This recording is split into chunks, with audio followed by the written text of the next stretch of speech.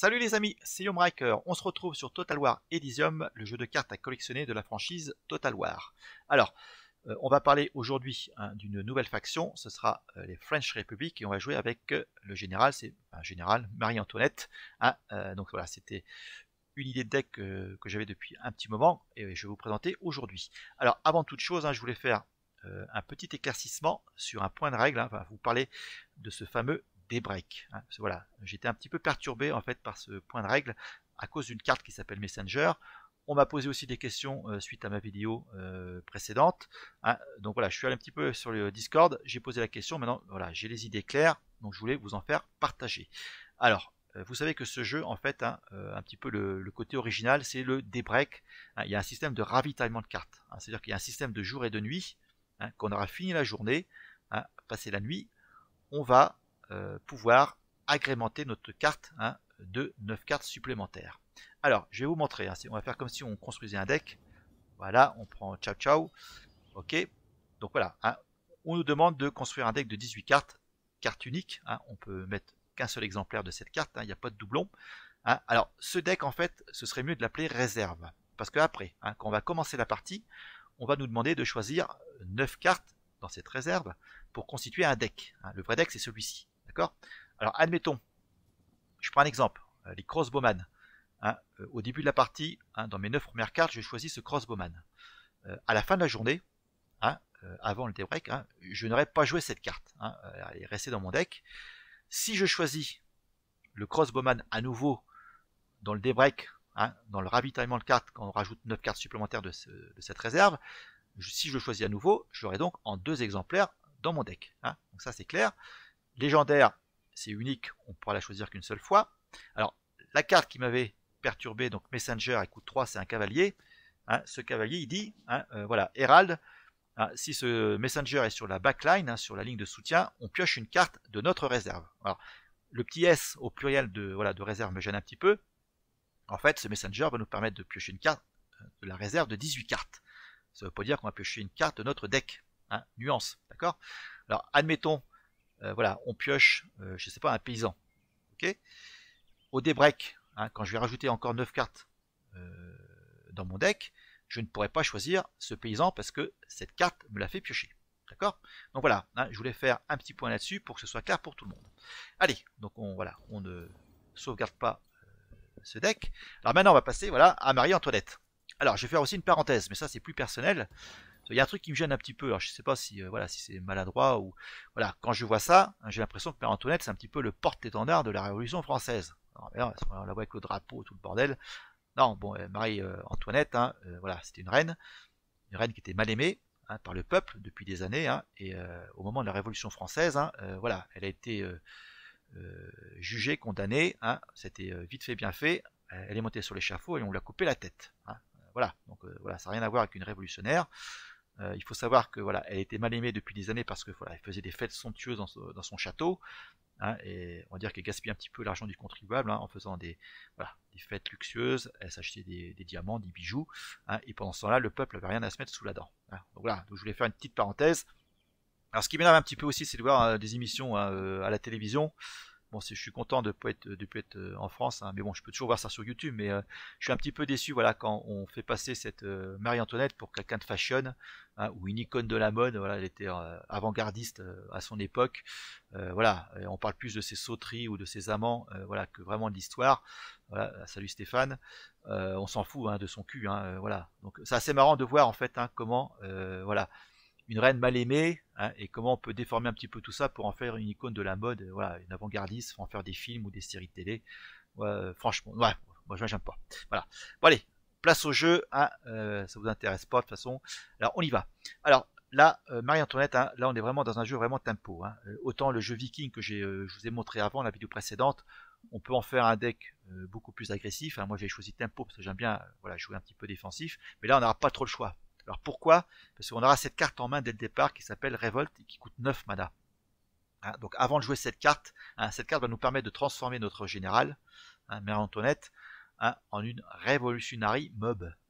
Ce sera une 2/20 et qui aura comme pouvoir à chaque fin de tour qui va invoquer 2 paysans. Donc avant de jouer cette carte, il va falloir résister. Alors on pourra baisser le coût d'invocation de cette carte hein, à chaque fois que notre adversaire va tuer des alliés, des unités alliées, ça va baisser de 1 le coût d'invocation de cette carte. Hein. Donc, mais bon, on ne pourra pas la jouer voilà, au tour 2, au tour 3, ni au tour 4. Hein. Ça va passer au tour 5, au tour 6, au tour 7. Alors ce qu'on va faire, hein, on va mettre des palissades. Hein, voilà, c'est une structure 1-2, hein, ça va en déployer 2. Et on aura éventuellement Castle Wall, hein, cette forteresse 0,9 pour tenir. En plus, on aura aussi des dégâts directs pour faire des dégâts hein, si l'adversaire joue aggro. Hein, voilà, ça va faire une pluie de flèches, 1 point de dégâts à tout le monde.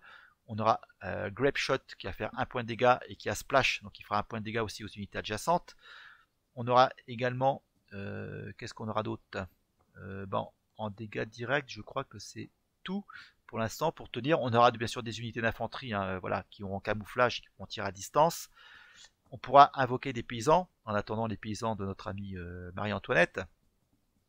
Également dégâts directs oui, qui coûtent 3, hein, Calibrated Ordnance. Hein. Cette carte elle a plan. Alors plan c'est une capacité, c'est-à-dire que si cette carte, hein, lors du daybreak, hein, lors de la fin de journée, cette carte est dans notre main, hein, quand on jouera cette carte après, dans les tours suivants, on va récupérer 2 boulets de canon dans notre main, hein, qui font 1 point de dégâts à une cible. Ça c'est important, la capacité plan, parce que je joue pas mal de cartes avec ça. Ensuite on aura des chevaux, hein, les chasseurs à cheval, hein, qui a fast attack. Alors ensuite, toujours de l'infanterie, ça peut être une carte intéressante celle-ci, hein, parce que quand on la joue, on pourra déplacer une unité ennemie sur une autre ligne, ou un général. Hein. Donc voilà, si l'adversaire a pas mal d'unités, un jeu agressif sur la ligne de front, on pourra l'envoyer sur la ligne de soutien. Alors une carte intéressante qui est importante aussi, c'est Enragé, hein, c'est un paysan. Alors cette carte-là, elle va invoquer un paysan à chaque fois que cette unité va se déplacer, hein, ça c'est la capacité manœuvre, et plan, hein, je répète, hein, si j'ai cette carte pendant le daybreak, hein, on pourra aussi invoquer un autre paysan. Alors ensuite on aura de l'infanterie pour booster hein, les unités adjacentes, des grenadiers, carte défensive qui a stun et splash, une 2-6 pour 5, c'est une très bonne carte. On aura Polish Légion, hein, une carte rare hein, qui nous permet de booster des paysans, ça c'est une capacité plan aussi, hein, donc il faut qu'elle soit dans ma main pendant le daybreak. On aura de la cavalerie, hein, 5-7 pour 6, ça vous connaissez, hein, et on aura une carte légendaire, The Old Guard. Hein, cette carte elle est pas mal, hein. Bon, elle coûte 8, hein, mais c'est une 6-8, et à chaque fois qu'un ennemi attaquera notre général, cette carte va attaquer cette unité qui a attaqué le général. Hein, et en plus, elle sera boostée de plus 2 si cette carte est planifiée dans notre main. Hein. Ensuite, alors dégâts directs, oui, on aura le Sudden Barrage hein, qui fait 3 points de dégâts sur une ligne ennemie. Hein, ça contre des jeux aggro, ça peut être pas mal hein, si on tient. Et on aura Conscription hein, qui nous permet de invoquer 3 Citizen Soldiers. Hein, vous voyez l'illustration à gauche, hein, qui pourront tirer à courte distance, et cette carte a la capacité plan, donc si cette capacité se débloque, hein, j'en déploierai 4 au lieu de 3. Donc voilà, hein, on a fait un petit peu le tour du deck. Je crois qu'il y a de la pioche également, ouais, il y a Extraordinary Advance, hein, je piocherai justement une carte plan de mon deck. Voilà, allez on y va, on lance une partie et on va voir comment ça se comporte tout ça. Allez, go. Alors, un petit bilan, hein, on m'a posé aussi la question, hein, qu'est-ce que je pense de ce jeu? Bah écoutez, je suis plutôt emballé pour l'instant, hein, je pense que c'est un jeu qui a de bonnes capacités hein, pour rivaliser avec des jeux déjà existants, hein, qui ont les reins solides. Je pense à Hearthstone, je pense à Gwent, hein, Gwent qui ressemble beaucoup en fait à ce jeu, hein, avec système des 2 lignes, qui peut rivaliser avec Cards, enfin avec Faeria, avec d'autres jeux comme ça.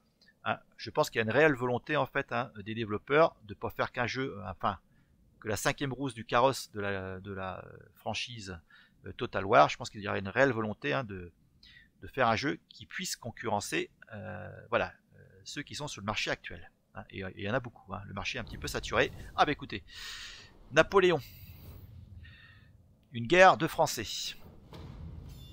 Allez, on y va.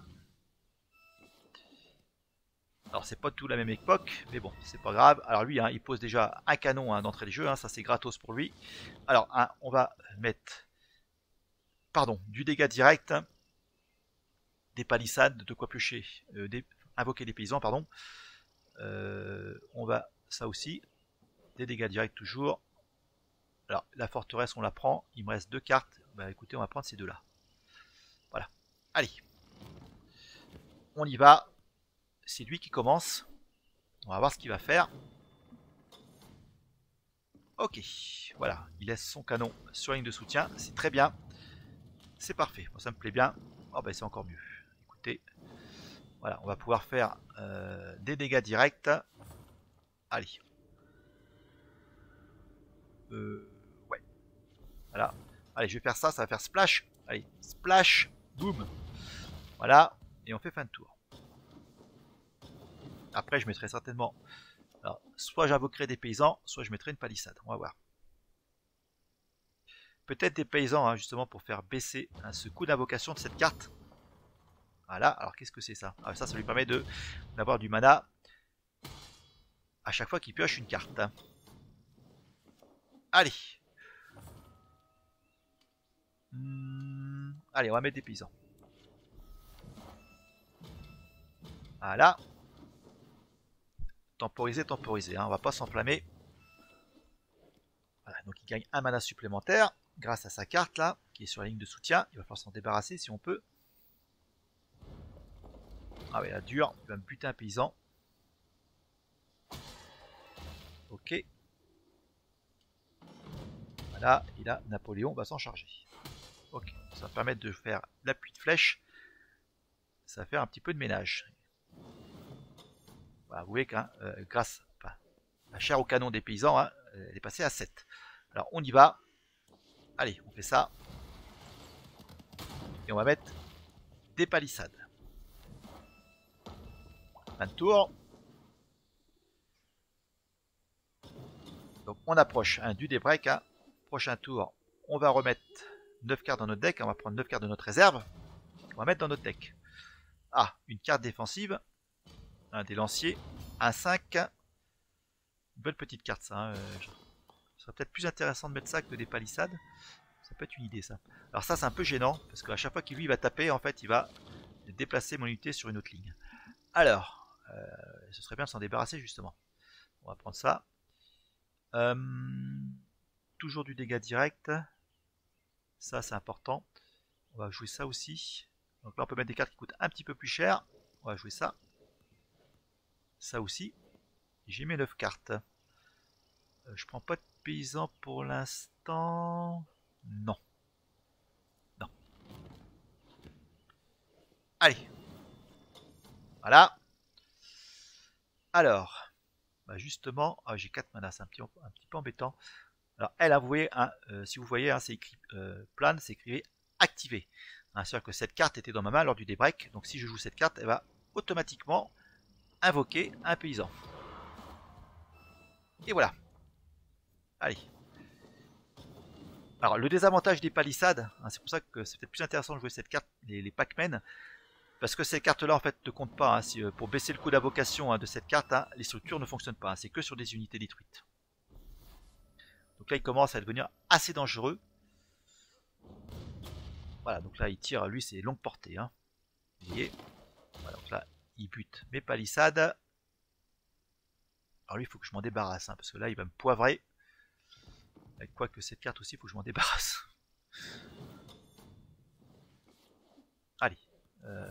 Ouais. Dans ces cas-là... Non, je vais plutôt faire ça. Hop. Alors j'ai récupéré des boulets de canon. Donc toi tu avances. Voilà, tu vas invoquer un paysan. Pardon. J'ai un chat dans la gorge. C'est pas le mien.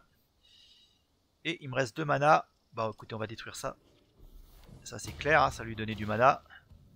Et on va garder le boulet de canon pour un autre tour.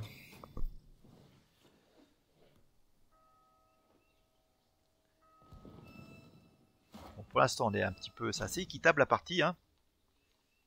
Voilà, donc là il a fait un pas en arrière. Hein. Ça lui a permis, en phase de manœuvre, enfin capacité manœuvre, hein, de réinvoquer un paysan. C'est ce que je vais faire, hein, si je peux.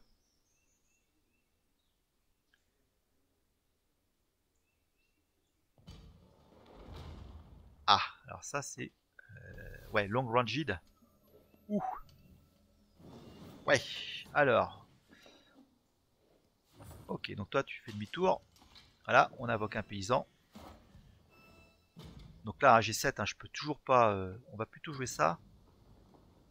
Voilà. Et ça, je vais commencer à le poivrer lui, hein, parce que... On va se débarrasser de ses lanciers. Voilà, donc il a plus de cartes sur la ligne de front. Allez, fin de tour. Donc là, je pense que son canon hein, va détruire cette unité. Hein. Donc lui, il va ravancer ça. Ça va lui faire invoquer un paysan supplémentaire. Voilà, c'est ce qui se passe.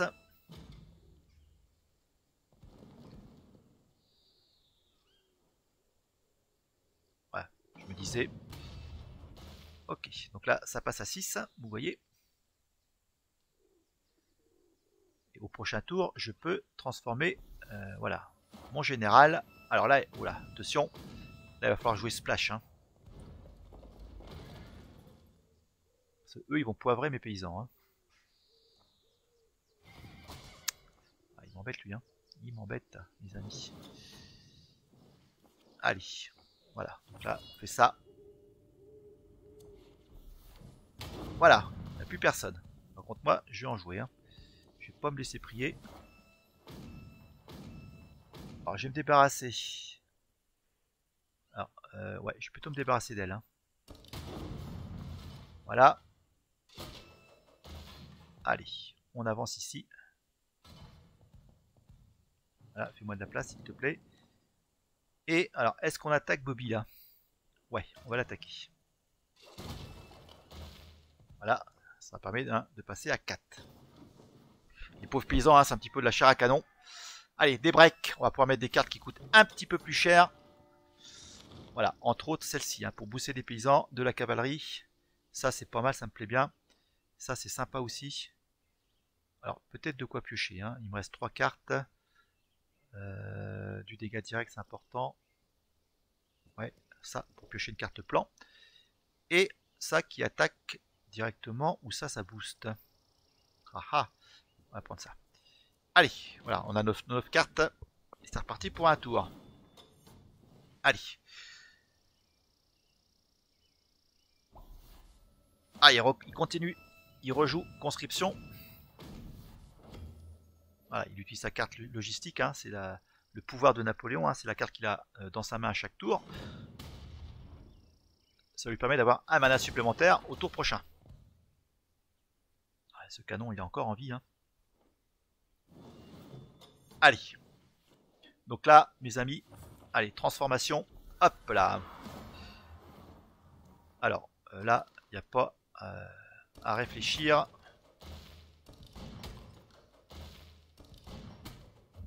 On va avancer ici.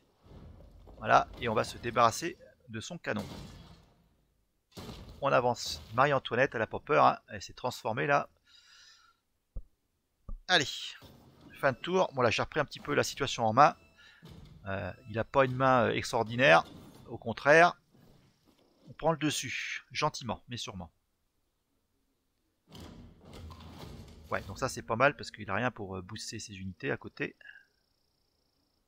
Voilà. Ouh, il avance Napoléon. Il n'a pas peur. Il n'a pas peur, notre ami. Allez, on va tirer à distance. On va se débarrasser de ça.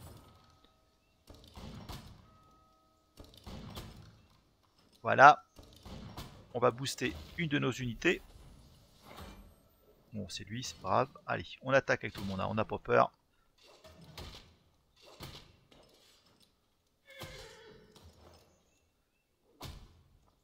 Et on va rien faire de plus. Alors, je pourrais lui faire 3 points de dégâts. Ouais, je vais lui faire 3 points de dégâts en fait. Ouais, il va piocher 2 cartes. Bon, ça pourrait être... Voilà. Mais je préfère. Ça, je peux le rattaquer au prochain tour.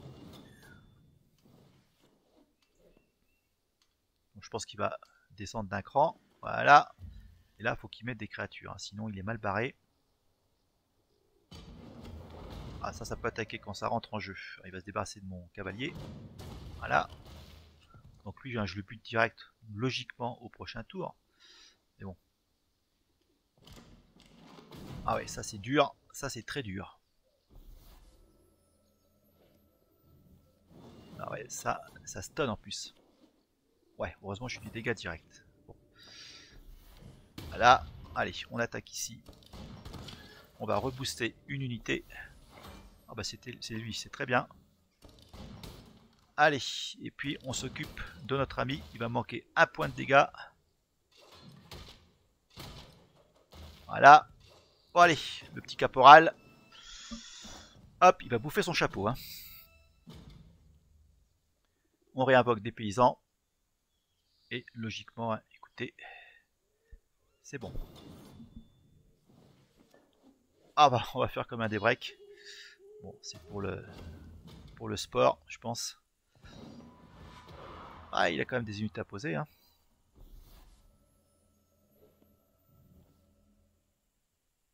Allez. Cocorico, le coq gaulois. Et il chante de mon côté. Hein. Allez, on va choisir ça de toute façon. Voilà. Hop. Allez, on va poivrer. Ah, écoutez, dommage, celui-là, j'aurais pas pu le jouer. Pour booster les paysans. Allez, on attaque ici. On va rebooster un paysan, peut-être. Voilà, hop. Et là. Voilà, c'est victoire. Bon, vous avez vu un petit peu le mécanisme. Hein, on temporise jusqu'à poser, enfin, jusqu'à transformer notre général pour voilà, qu'il puisse invoquer des paysans. Et voilà, hein, après, si on peut booster les paysans, c'est encore mieux.